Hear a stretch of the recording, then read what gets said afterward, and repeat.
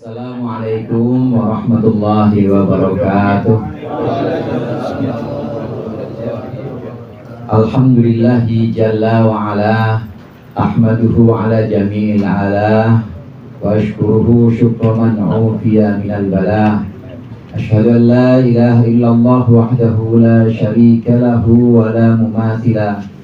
Ashhadu anna Muhammadan abduhu wa rasuluhu dzul maqamil a'la. Allahumma salli wa sallim ala sayyidina Muhammadin alladhi ikhtassallahu bihi fadailah wa ala alihi wa ashabihi alladhina nalu ad-darajatil ula. Amma ba'du.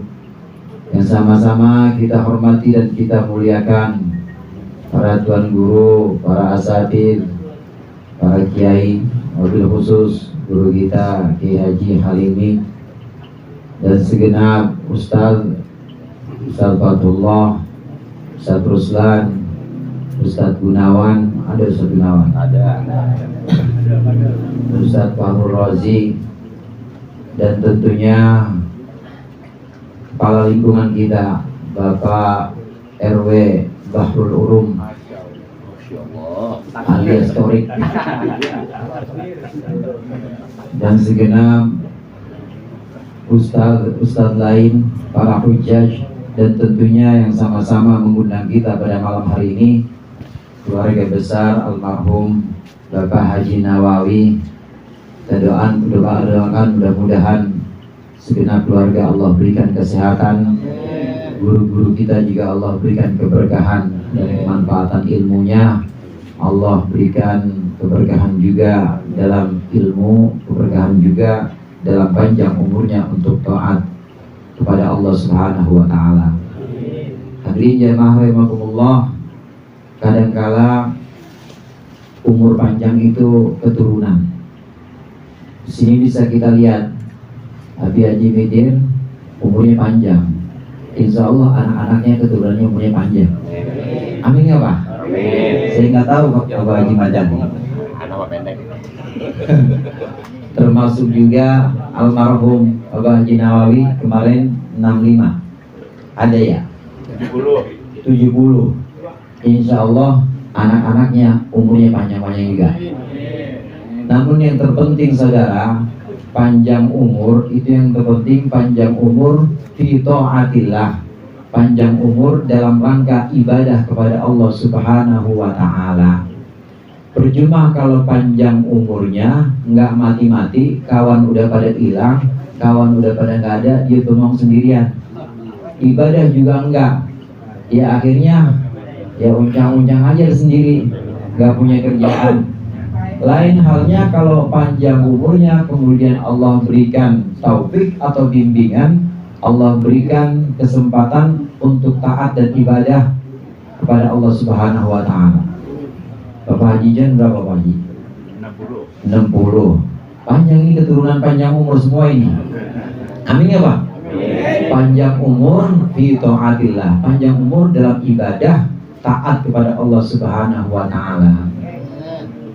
Dalam melaksanakan ketaatan atau ibadah kepada Allah Subhanahu wa taala, Syekh Abdul Qadir Al-Jilani pernah berpesan, ada 3 hal yang perlu kita lakukan dan kita pegang erat-erat dalam kehidupan di dunia ini. Yang pertama, imtithalu awamirillah, melaksanakan perintah-perintah Allah. Imtithal ini dari kata matal yang artinya mital atau contoh. Kalau kita sebutkan imtithalu awamirillah, ini berarti melaksanakan sebagaimana contoh, melaksanakan perintah-perintah Allah sebagaimana mital. Karena kata imtithal itu dari kata matal. Jadi ngerjain ya ngerjain, cuma ngerjain ada contohnya. Kita sholat ngikutin guru kita, guru kita ngikutin gurunya lagi, guru kita, guru dari guru kita ngikutin guru terus. Ini tersambung pada para sahabat, sahabat tersambung pada Rasulullah Sallallahu Alaihi Wasallam. Sampai sekarang saya rasa nggak ada yang sholatnya mandek wetan, nggak ada. Dan sholatnya pada pakai rukunya cuma sekali 1 rakaat kan ya. Itu semua ada mitalnya. Imtithalu awamirillah artinya melaksanakan perintah-perintah Allah sesuai dengan contoh yang diberikan oleh Rasulullah SAW. Kalau Rasulullah mengajarkan puasa Ramadan, memang mulainya dari terbit fajar atau subuh, akhirnya ada pada terbenamnya matahari atau maghrib, jangan dibalik. Puasanya gua mah nanti puasanya dari maghrib sampai subuh aja. Jangan. Namanya itu melaksanakan perintah tapi tidak sesuai contoh. Demikian juga kewajiban-kewajiban atau perintah-perintah yang Allah bebankan kepada kita dalam syariat, seperti haji, kemudian sedekah wajibah yang disebut dengan zakat. Ini semua kita imtithal, mengikuti sesuai perintah atau sesuai mithal yang dicontohkan oleh Rasulullah SAW. Karenanya hadirin, melaksanakan perintah agama itu nggak bisa ngarang-ngarang. Nggak boleh agama itu ngarang-ngarang, harus ada contohnya. Contohnya dari guru kita dari gurunya lagi, dan ini sanadnya tersambung terus. Harus ada sanadnya dan harus ada sambung nyambung atau silsilah seperti ini. Kalau tidak ada sanadnya, terputus, maka khawatir itulah yang disebut sebagai bid'ah. Bid'ah itu artinya ngarang-ngarang, nggak pernah diajarin oleh Rasulullah, tapi dia laksanakan tidak sesuai dengan contoh. Ini yang pertama yang harus kita pegang erat-erat dalam menjalani hidup, yaitu imtithalu awamirillah, melaksanakan perintah-perintah Allah sesuai dengan contoh dari Rasulullah. Kemudian yang kedua, ijtinabu nawahihi. Ijtinabu nawahillah ini artinya menghindari larangan-larangan Allah. Kata ijtinab, saudara, ini dari kata-kata jambun. Jambun ini artinya badan sebelah kiri atau sebelah kanan. Ada al-jambul aiman, ada al-jambul aisar. Ada sebelah kiri, sebelah kanan. Yang dimaksud dengan ijtinabu nawahillah, menjauhkan, bukan menjauhkan, tetapi menghindarkan larangan-larangan Allah. Artinya di sini, sebaik mungkin, sebisa mungkin kita kumpul tetap kumpul sama tetangga. Kita bareng sama orang-orang Ceger, bareng sama orang-orang Banten. Ceger di Banten kan ya? Orang Kebayoran dari Jakarta tuh. Dari Jakarta kumpul sama orang-orang, tapi dalam kumpulnya kita bersama masyarakat, kita harus pinter-pinter ngeles. Maksudnya ngeles ini ijtinab. Ijtinab ini artinya menghindar. Barang kumpul sama tetangga, waktu diajakin bang orkes ada dangdut, udah saya siap-siain recehan cebanan. Nah yang begitu ya saya datang, cuma saya kagak nyawet. Itu namanya tetap kumpul sama tetangga, tetap kumpul sama teman, tapi dia bisa ijtinab, dia bisa ngeles. Kumpul tetap bareng sama masyarakat, tetap bareng sama tetangga, sama keluarga, sama warga, kita kumpul sama-sama. Tetapi waktu diajak, bang, ayo ikut saya yuk, kemana? Ke Tegalbatan ngaji semua ya? Udah nggak ada. Sekarang dulu, yuk, saya anterin aja dah. Saya emang nggak, saya ntar di sana, habis anterin abang saya pulang lagi. Ini artinya tetap sama-sama dengan kawan, sama-sama dengan teman, sama-sama dengan masyarakat, tapi dia pandai ijtinab, yaitu menghindarkan larangan-larangan Allah. Dari sini hadirin, ini dimaksudkan dengan ijtinab ini adalah satu sikap di mana kita tetap kumpul bersama masyarakat, namun bisa dan pandai menghindari larangan-larangan Allah. Jadi nggak harus kemudian bertapak di ujung gunung, nggak harus kemudian kita di kamar aja, nggak ngelihat matahari, nggak harus kita kemudian sendirian aja di goa, nggak mau ketemu orang-orang. Justru kadangkala orang yang ada di kamar sendirian atau ada di goa sendirian, itu kadangkala justru di situ ada riaknya juga. Lah emang gimana Ustaz, kok di kamar sendirian bisa riak? Orang di kamar sendirian dia zikir, misalnya dia wirid, tapi tujuan wiridnya gua pengen orang-orang tahu 40 hari 40 malam gua nggak keluar rumah. Kalau ada perasaan seperti itu, riak dia udah. Dan itu lebih halus banget Pak, halus. Godaannya lebih halus dibanding kumpul sama orang. Nah kemudian kita bisa menghindar, yang disebut dengan ijtinab ini. Ini yang kedua yang harus kita pegang erat-erat dalam menjalin hidup ini. Imtithalu awamirillah pertama, yang kedua ijtinabu nawahillah. Menghindarkan perintah-perintah Allah. Bukan menjauhkan tapi menghindarkan. Ngeles. Kita bisa menghindar atau kita bisa menghalau atau kita bisa selain menghindar, yang ngeles itu. Ngeles kumpul tetap bareng tapi kita bisa menghindar dari larangan-larangan Allah. Dan saya yakin bahwa Pak hadirin sekalian di sini udah sering dengar ini. Imtithalu awamirillah, ijtinabu nawahillah. Ini udah sering dengar dari mimbar ke mimbar. Betul. Dari Jumat ke Jumat. Pasti pesannya ini adalah melaksanakan perintah-perintah Allah dan menghindarkan larangan-larangannya. Yang ketiga, kata Syekh Abdul Qadir Jilani, yang tidak kalah pentingnya at-tabarri minal hauli wal quwwah, yaitu membebaskan diri dari perasaan bisa dan perasaan mampu, dari perasaan bisa dan perasaan kuat. Kalau udah bisa melaksanakan perintah-perintah Allah sesuai contoh yang dicontohkan Rasulullah, kalau sudah bisa menghindarkan larangan-larangan Allah sebagaimana Rasulullah mencontohkan menghindarkannya, maka jangan lupa kita at-tabarri minal hauli wal quwwah. Jangan lupa kita membebaskan hati kita dari perasaan mampu, haul, dan perasaan kuat melaksanakan dua hal yang sebelumnya. Ada orang yang contohnya, dia bisa sholat. Sholatnya bukan cuma sholat wajib, tapi qobliyah ba'diyah itu dia tambahin juga. Bukan hanya qobliyah ba'diyah, kadang-kala sholat-sholat sunnah mutlak ini dia laksanakan. Emang hobinya sholat? Hobinya sholat kayak Pak RW kan hobinya sholat ya. Menjauhkan larangan Allah. Menjauhkan larangan Allah. Jangankan yang besar-besar seperti mabok, zina, yang kecil-kecil aja dia jauhkan udah. Dia udah hindarkan. Pokoknya pensiun, stop udah. Udah talak 3 sama maksiat. Cakep nggak tuh kalau udah begitu? Laksanakan perintah-perintah Allah yang wajib, yang sunnah, menghindarkan larangan-larangan Allah baik yang haram maupun makruh.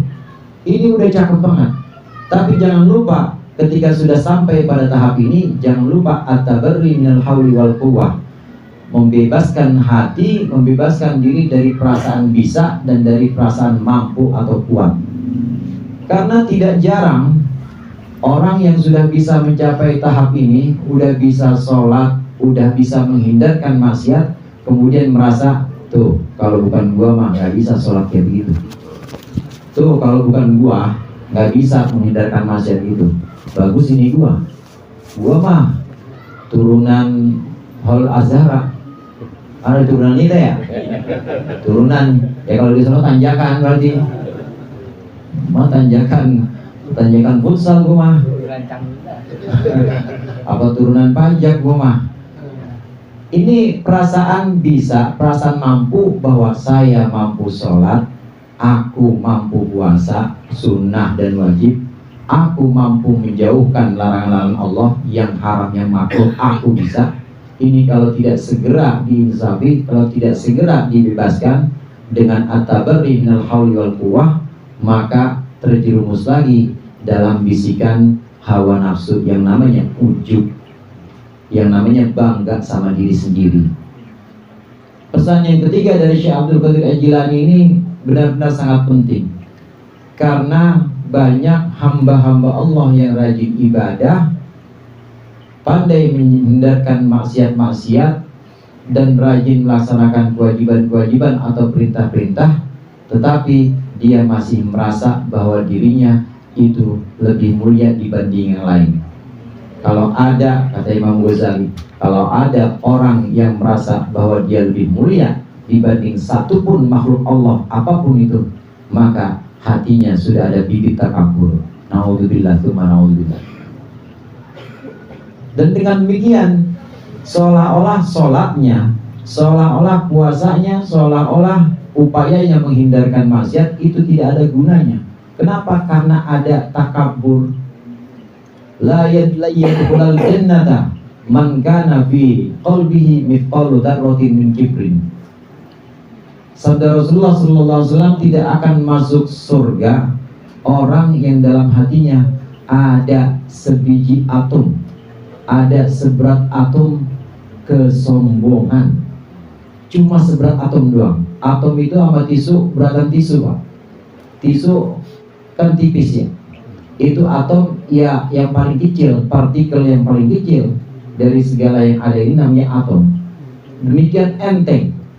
Tapi kalau itu ada ketakaburan, ada kesombongan dalam hati seorang hamba, maka dia tidak akan masuk surga. Artinya bukan berarti sama sekali dia nggak selamat, sama sekali dia nggak ada harapan masuk surga. Bukan. Orang yang rajin sholat, orang yang rajin puasa bisa menjauhkan atau menghindarkan maksiat. Selama masih ada takabur, masih ada ujub, maka mampir dulu di neraka tetap. Buat apa? Buat dibersihkan. Karena di surga udah nggak boleh ada ujub, di surga udah nggak boleh ada takabur. Ini yang dimaksud dengan at-tabarri minal hauli wal quwwah.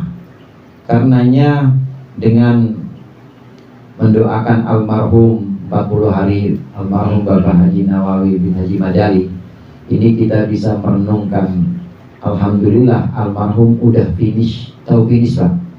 Udah ada ketentuan, insya Allah husnul khotimah, didoakan sama anak-anaknya.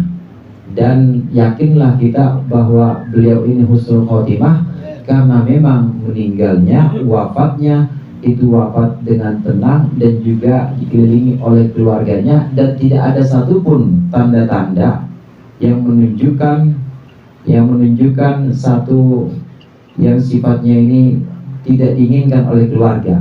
Artinya meninggal dalam keadaan husnul khotimah.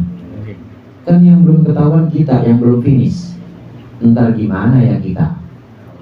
Yang belum ketahuan semua yang hadir di sini, ini belum ketahuan, masih dalam perjalanan, masih terus berproses. Finishnya nanti kalau sudah seperti almarhum. Untuk perjalanan atau proses ini, maka hendaklah dipegang tiga ini, yaitu imtithalu awamirillah, ijtinabu nawahihi, dan at-tabarri minal hauli wal quwwah. At-tabarri minal hauli wal quwwah ini seringkali tersimpul dalam ucapan la haula wala quwwata illa billahil aliyyil azim. Kiai-kiai kuno kalau ngartiin la haula, tidak ada kekuatan menjauhkan maksiat, wala quwwata tidak ada kekuatan melaksanakan taat, illa billahi kecuali dengan pertolongan Allah. Karenanya tidak ada kekuatan kita hadir di sini bisa tahlil, bisa zikir, tidak ada kekuatan kita bisa sholat kecuali Allah yang nolong kita. Begitu juga wala quwwata wala la haula, tidak ada kekuatan kita menjauhkan maksiat. Kita alhamdulillah di sini semuanya terbebas, ya namanya lagi tahlil maka nggak ada yang maksiat.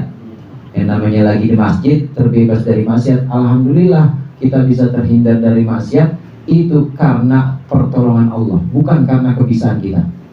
Alhamdulillah kita bisa zikir, bisa tadarus, bisa puasa, itu juga bukan karena kebiasaan kita, bukan karena kebisaan atau kemampuan kita. Itu tidak ada semuanya illa billah, kecuali dengan pertolongan Allah Subhanahu wa ta'ala. Dari sinilah Rasulullah menyebutkan la haula wala quwwata illa billah kanzun min kunuzil jannah. La haula wala quwwata illa billah adalah sebuah perbendaharaan dari perbendaharaan yang ada di surga. Artinya orang yang sudah pegang sikap ini, maka dia tidak akan merasa kurang, tidak akan merasa gelisah, tidak akan merasa galau, karena dia sudah menyerahkan sepenuhnya kepada Allah. Baik taatnya, baik jauhnya dari maksiat, itu dia serahkan, bukan kebisaan dia, tapi semuanya adalah bimbingan dari Allah Subhanahu wa ta'ala. Mudah-mudahan bermanfaat Lebih kurangnya saya mohon maaf. Wallahul muwaffiq ila aqwamit thoriq. Wassalamualaikum warahmatullahi wabarakatuh.